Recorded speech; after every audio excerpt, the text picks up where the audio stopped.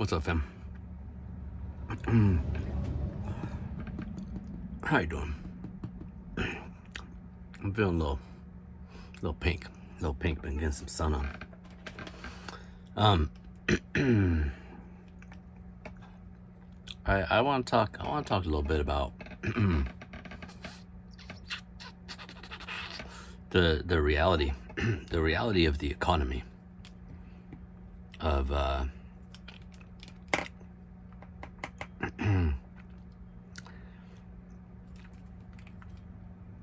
just how fucking brutal the system can be. How brutal the system can be when you're at the lower end of the economic spectrum in this country in particular. We've got it better than some places. We've got it better than some places on earth, but for an industrialized nation with the amount of wealth that we have and create and produce, to say nothing of the debt, all the fucking monopoly money,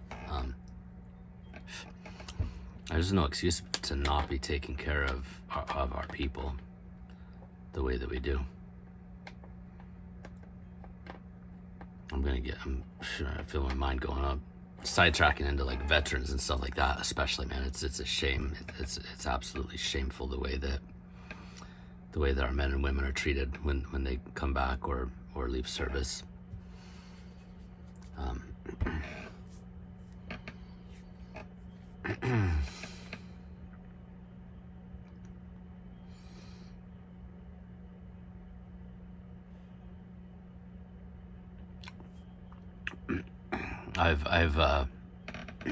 I've navigated various ends of the spectrum. I grew up working middle class on one side of my family, and pretty extreme poverty on the other side of the family. There's a lot of poverty in both of my lineages going back. A lot of my blood is Irish, so the potato famine and all that stuff in very recent history, and just going back the last couple thousand years, it was most often it was an occupied country by Britain, and just like crippling poverty. This stuff gets baked into your DNA. It gets baked into your DNA. And it's such a loss, man. It's such a loss, because I have known so many beautiful, incredible, like amazing people who have like no money, no resources, up to a point. Eventually the struggle and the abuse and the discrimination often can impact people to the point where they just give up. They just give up hope. And so many, it's such a complicated thing. It's such a complicated issue, man, because the health and the mental health issues and the trauma and this stuff that just keeps like recycling over and over and over through generations. It can be really hard to distinguish what belongs to the person and what belongs to their circumstances and their environment. A lot of people just don't know any better, and there's people that try to get out of it like freaking crazy and just never do. Not for lack of effort, not for lack of like putting 10,000% into it, but ultimately the economic system that we're all trapped within is largely broken in this country, in the West. And especially for people that people that don't have power, people that don't have privilege, people of color, women, like minorities of every single kind, dude. It's like that much freaking harder.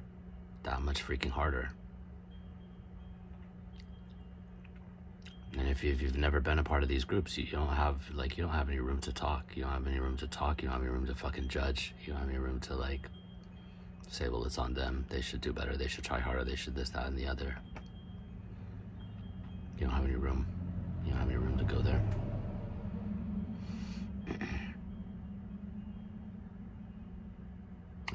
it seems like people get into this bind. People get into this bind. Where's my camera at?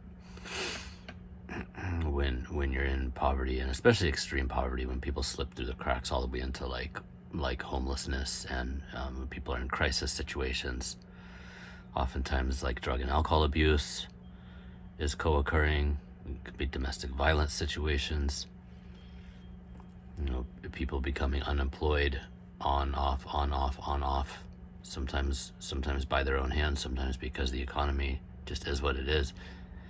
And even for people that are employed fucking full time, it's harder and harder and harder, and almost impossible to even make it on an income in so many cities in this country, the places where you have to go to work. The pressure on the housing market can just be crazy, dude. And depending on what's going on, there's a lot of variables, dude. It's not like there's a lot of variables. I was just reading a news article just earlier today in the Bay Area. In the Bay Area, San Francisco, average rent is like $6,000, $6,200 now. Rent, average. Obviously, it's not across the board, but I'm like, think of that, dude. $6,200. That's over. Let me get my numbers right before I freaking mingle it.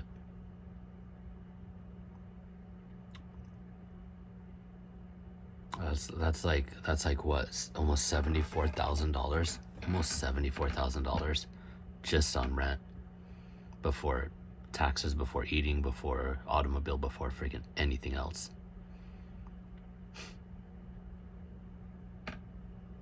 Like there's no way you could scratch that unless you're making at least 120K, 130, 140K.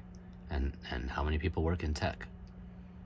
A bunch. There's a bunch of tech up there, but it's by no means the majority of freaking people.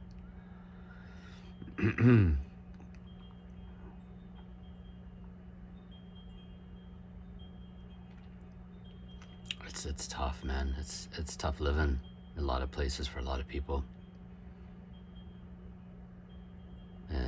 And I think people, like, the only way we're gonna fix any of this stuff is through compassion, not through excusing shitty behavior and shitty choices, but compassion and meeting people wherever they're at.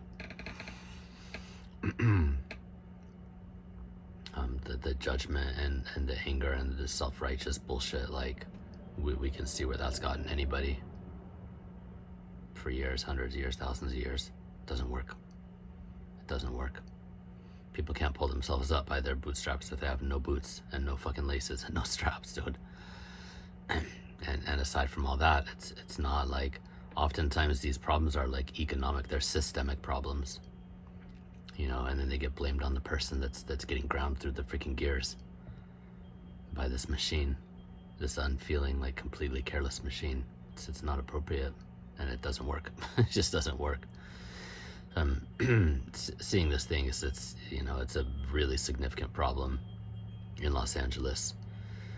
In my life, in my experience, in my family, it's been, it's been a manifestation in various levels, various times and places, and in my own life. And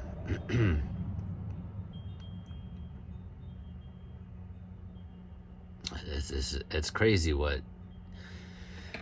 so many people see, and they're like, well, just go get a job.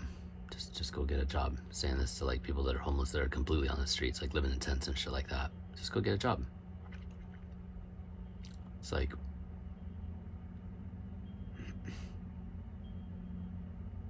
I was gonna scribble something for this. That's great advice. Obviously, it's a necessary piece of the equation, but a lot of these people have serious physical and mental health issues, and oftentimes these overlap. A lot of times it's undiagnosed trauma underneath like so much of this shit at the end of the day. But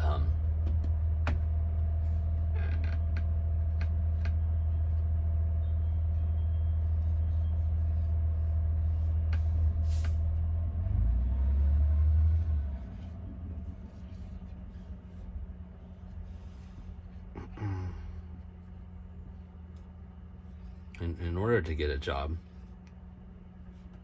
in order to be able to work 40, 50, 60 hours, and oftentimes even like a 60-hour a week job isn't going to be enough to pay rent anywhere. If you're in Los Angeles, if you're in fucking New York, if you're in like any of these like expensive freaking cities,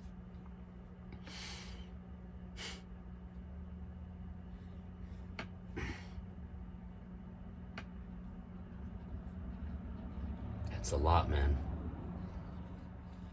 And many of these people are dealing with like, I was gonna just do a triangle, but transportation is huge too. But I've been my truck. I just got it back today, but I needed some work done on my truck, and so I haven't been driving it around. I've been taking the metro and trying to figure out the train system around here, going out to the beaches and stuff like that. Because first of all, it's expensive, dude. It's kind of a nightmare. It's stressful to drive around Los Angeles. It's like a $1.75 to take a freaking metro train I'm in East LA. You know, it's like an hour to 2 hours. If you're driving, it's an hour at least as the crow flies. But you're gonna be driving probably 2 minimum, and then the stress of it, like all the different stuff, and then just in gas, it cost me like $50 or $60 to go to the beach and back. And it's like $2. So I'm just like, okay, I'm gonna check it out. And my truck's been kind of down anyway, so it's not a daily driver, dude. It's a freaking work truck. Unless I'm getting paid to drive that thing, I don't like to be driving it. But transportation is a huge issue too, because if you can't get to a fucking job, if you can't get to your doctor's appointments, if you can't get here and there and everywhere, most of the cities are designed for cars now. And so, you know, if you don't have a car, it can be impossible to live in practical terms in a city.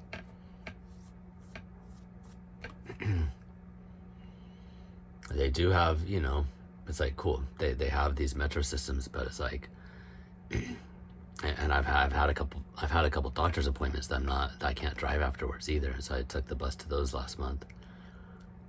And it's like for a 20-minute appointment or for a 1 hour appointment, you got to plan like 2 to 3 hours of freaking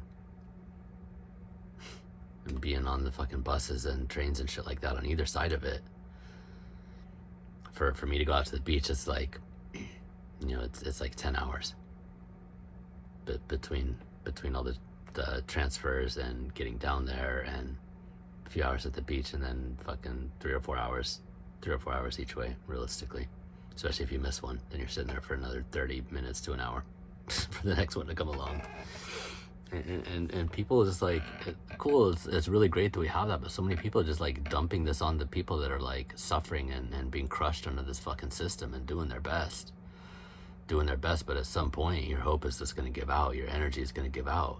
And fuck if you have any kind of chronic like health issues, or you're in a wheelchair, or you have like any kind of severe like mental stuff that prevents any part of like daily functioning, dude, you're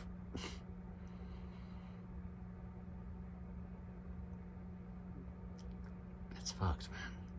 It's fucked. It's fucked how people get treated. That's the thing that really kills me, dude. It's like people just get chewed up and spit out and shit on and treated like it's all their fucking fault at the end of the day. I know this pains me deeply, especially because like I grew up with the dynamic like this, you know, that I'm just starting to tease apart now. I'm 47 and I have like massive amount of leverage and privilege and education and things to be able to even fucking do this for my own life. Slim as these resources are right now. It's way more than many people have. Many people.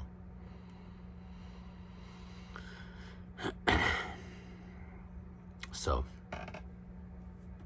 the triad, they're like, get a job, seek, you know, people sleeping under the bridge, they got a tent or whatever, get a job, then you can have a fucking house, then you can have, you know, go get a life, basically is what they're told. Just go get a life, just fucking do it, get a job. It's like for each of these things, all of these things are codependent on one another. To have a job, to be able to maintain a fucking job, like you need some kind of stable housing. In order to get housing, you need money, obviously, and a work history. So it's like a catch-22. You can't get one without the other. And a lot of people don't even like. There's a freaking organization in Los Angeles that does showers and stuff like that. But a lot of people, if you're just like, you don't even have a place to shower, dude, fuck even trying to get a job anywhere. You know what I'm saying? Even if your health is like spick and span, which obviously it's not if you're like sleeping under bridges and shit like that. But that's the other thing, dude. Like, to maintain a job, you gotta have perfect health, or at least to the point where you're not gonna miss more than a couple days a year, because places will throw you right the fuck out for that. If you have any kind of disability, for like, I mean, in our country, even like for women that get pregnant and stuff, that's not protected. Like some employment places might, but I've heard so many stories of women like not getting hired back on, and then just, you know, some of them put up a legal fight about that. But if you've had any kind of disability or any kind of break in employment, like, they're gonna look at you side eyes, even if you're the best fucking candidate or like way overqualified for shit. And they'll use overqualification as a reason not to hire you, as much as not to hire other people. They'll say, well, we have too many other people that are too qualified or that are qualified.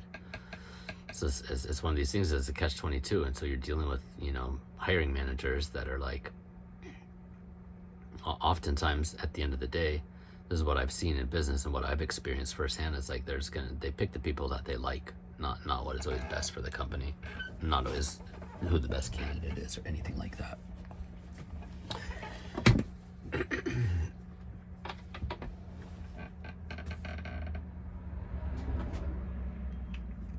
Even if you somehow manage, you know, if you're in one of these situations and you somehow manage to get all this shit straightened out,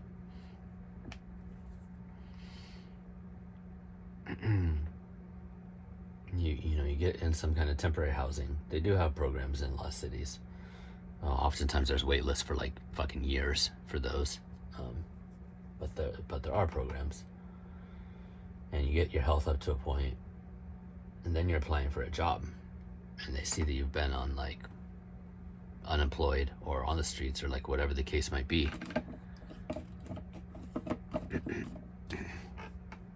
Even just for a minimum wage job, dude, you're out there competing against hundreds and hundreds and hundreds of people, usually. And oftentimes people that are like,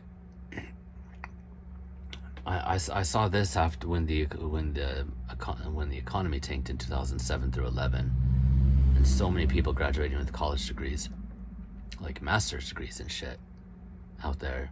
And this is kind of before the gig economy started with Uber and all these like ride shares and stuff like that, which so many people ended up doing eventually. Just in terms of like basic service industries, because there's very little manufacturing anymore in this country.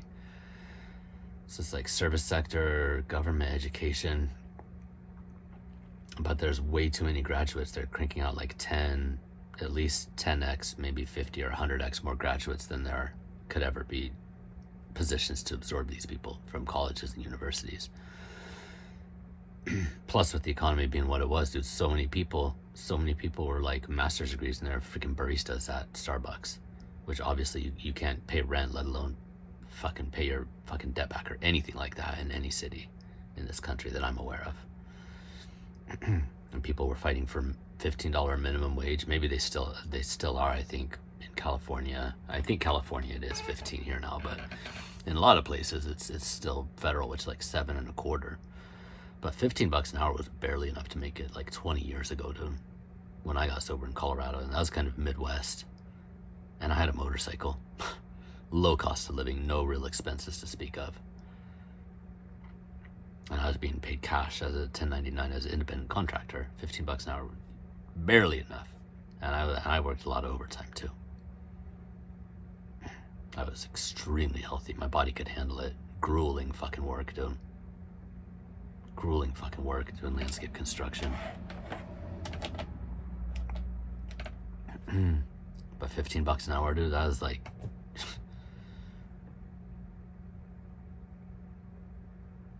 that was a long time ago. Anyways, so So in terms of like you're trying to come off the streets and get your life together and fucking get a job and do all this stuff, you're gonna be competing against people with bachelor's degrees and fucking master's degrees for these low entry level jobs. And then they wonder why people just fucking give up. People just give up. Drink themselves to death or fucking whatever the case may be, don't.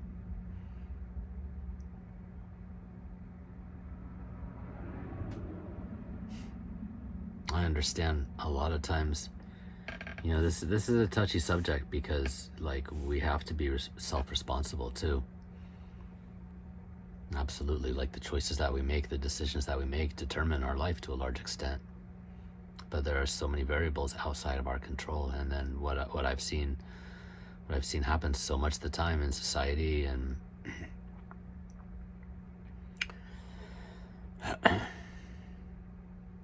and spiritual communities on different levels as well too. But it's like victim blaming, like people that are legit victims of crime being blamed for those crimes. People that have had legit discrimination and abuse and trauma and all kinds of stuff being blamed for those and for the outcome of those fucking things that were done to them through no fault of their own, against their wishes. Like that dynamic is shit, dude. That dynamic is shit. And when as a society we need to be able to like talk about these things and tease these things apart and have fucking conversations about these things. They're very complex and very nuanced, and oftentimes it's like a case by case kind of thing. But we have this habit of just wanting to use like blanket statements and belief systems that treat everything as exactly the same, and then black and white, fucking splitting everything is yes, no, this, that, me, other, etc.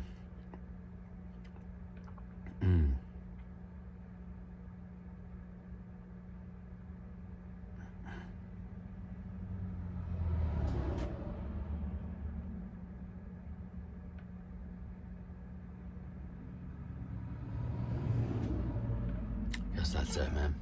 Guess that's it. Just compassion, dude. Compassion and fucking understanding. Compassion and understanding. And yet we can't legislate these things either, We can't legislate these things. As a collective, as people, we try to do the best that we can and be understanding and loving towards others. It's also complicated by the fact that there are people that abuse the system. There's no shortage of people that abuse the system and just, stay in those loops of dysfunction by choice. Or start out like coming in with a fucking angle in the first place. Sorry, I'm hungry.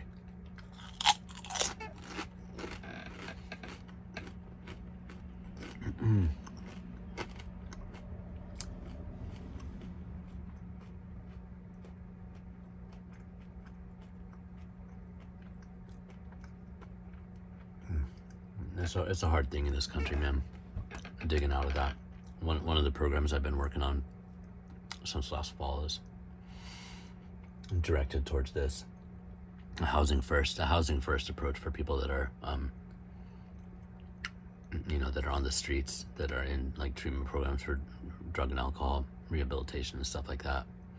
Because until you have actual safe, stable, steady housing, it's almost impossible to address any of the other stuff. You're just going to be in a constant trauma loop, reactivation, fight or flight mode.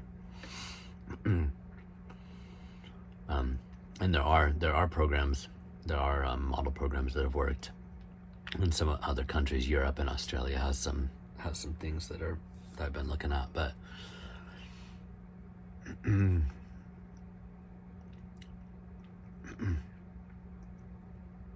it's just tricky. It can seem like an insurmountable problem. Any of our problems, like any of our societal skill stuff, can seem completely insurmountable, but if enough people are committed to a solution, they can be found. Most of them aren't really that complicated either. At the end of the day, most of them come down to the the golden rule, shit like that. Shit like that, that's so easy. It seems almost absurd on the face of it. But compassion and empathy, dude, compassion and empathy is the key to fucking everything else.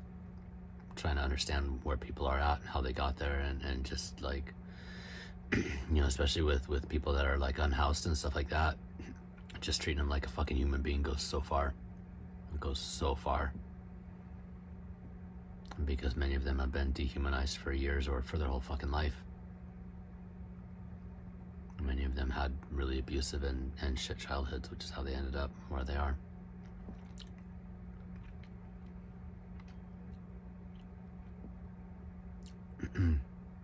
Anyways, so there's a little more. I was thinking about this earlier today. I've actually been thinking about it like for the last week, and I was gonna make a video, but I got a lot of stuff going on right now. It's like this triad. Oh, because I was using the public transport a bunch too in the past couple of weeks. I had to throw that in there. I saw this kind of triangle thing, and it's like, well, just do this. Like, well, you need all of them. You need all of them to do any of them. It's like you can't really just start one and go to the next. Again, with the thing, just with like compassion and empathy, and thinking of like San Francisco and many places where it's so expensive to live, there's like so many people that are even like working and living out of their cars, man. There's a lot of places here in Los Angeles and in Pasadena where they have like safe parking, so you can park overnight, and have like showers and stuff like that for people. And hearing these stories of people that were like working and something happened, oftentimes a medical expense in this country, because we can't figure out how to provide fucking appropriate healthcare and insurance and some kind of state-run plan. Still at this point in the game. It's the quickest route to bankruptcy in this country. It's crazy. Oh, but so many people are working. So many people are working, even if they've like lost their home. They're still working, still holding on to their job, and like living in cars. Some people working 2 jobs while living in cars. It's not enough to like save up enough for a freaking deposit and down payment and all that kind of stuff on rent. And even if you have enough money, it's just like there's so many other people they can take whoever they want off of their list. But anyways, dude, compassion, empathy, love. These are the solution. These are the solution to every problem. It's not just a cute Beatles song. And Jesus talked about it, but every religion, every spiritual tradition talks about this in some language, some terminology, man. Spirit, heart, love, like that's where it's at. I love you guys.